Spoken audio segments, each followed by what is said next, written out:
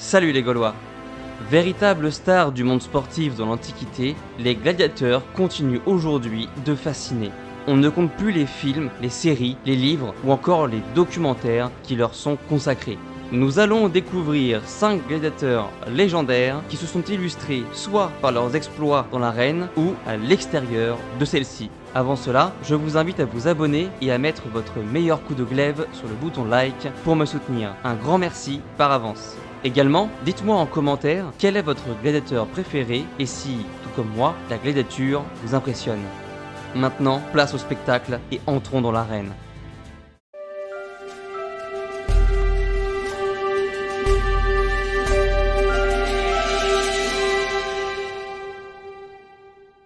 Marcus Atilius.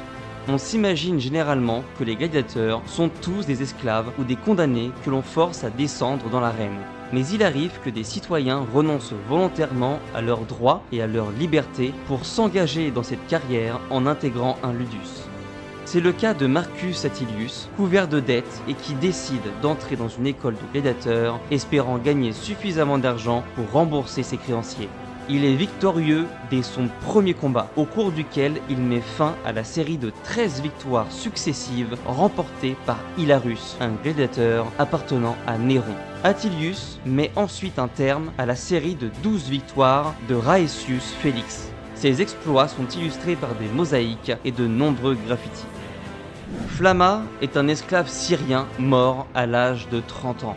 Il était sécutor, armé d'un bouclier rectangulaire et d'un glaive court, un type de gladiateur qui est classiquement opposé au rétiaire, qui lui est armé d'un trident et d'un filet. Sur les 34 combats disputés lors de sa brève carrière, il en remporte 21, 9 se soldent par un match nul et il n'est vaincu que 4 fois.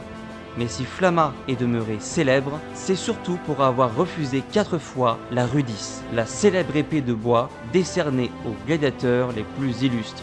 Elle leur offre tout simplement la liberté. Mais Flamma, lui, préféra rester un gladiateur et continuer à fouler le sable de l'arène. Lucius Aurelius Commodus. Oui, ça fait beaucoup de us. Fils et successeur de l'empereur romain Marc Aurèle, il est passionné de gladiature. Commodus n'hésite pas à s'entourer de gladiateurs et même à descendre dans l'arène. S'entraînant constamment, il ne doute absolument pas de sa force physique, au point de se comparer à Hercule lui-même. Il va même revêtir une peau de bête, comme celle portée par le célèbre héros de la mythologie, et à se faire appeler Hercule, fils de Jupiter. Mais selon certaines sources, c'est une autre histoire dans l'arène. Pas de lion de Némée ou d'hydre de Lerne. Non, Commodus préfère lutter contre des gladiateurs armés de simples épées en bois et se confronter à des fauves blessés ou attachés. Courageux le gars. Crixus, gaulois, est capturé et réduit en esclavage après avoir combattu contre les Romains. Il est ensuite vendu au laniste Lentulus Batiatus à Capoue. Il devient gladiateur aux côtés d'un certain Spartacus. S'il a connu un grand succès dans l'arène, Crixus a surtout laissé son nom dans l'histoire pour avoir pris part à la révolte menée par Spartacus. C'est en 73 avant Jésus-Christ que les gladiateurs se rebellent, s'échappent de leur ludus et prennent la tête d'une horde d'esclaves. Crixus est l'un des chefs de la rébellion et il s'avère être un combattant hors pair. Au cours des premières batailles, il contribue à mettre en déroute les armées envoyées par le Sénat romain. Mais vers la fin de l'année, la troupe séditieuse se sépare.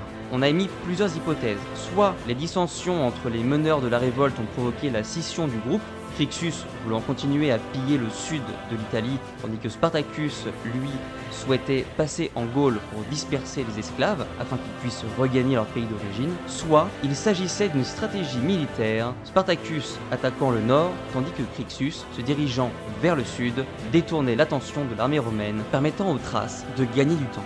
Quelle qu'en soit la raison, Crixus et 30 000 hommes se dirigent donc vers le sud. Ils sont attaqués par des légions romaines envoyées par le Sénat. Crixus et ses partisans trouvent la mort au cours du combat. Bon, vous aviez déjà deviné qui était notre numéro 1.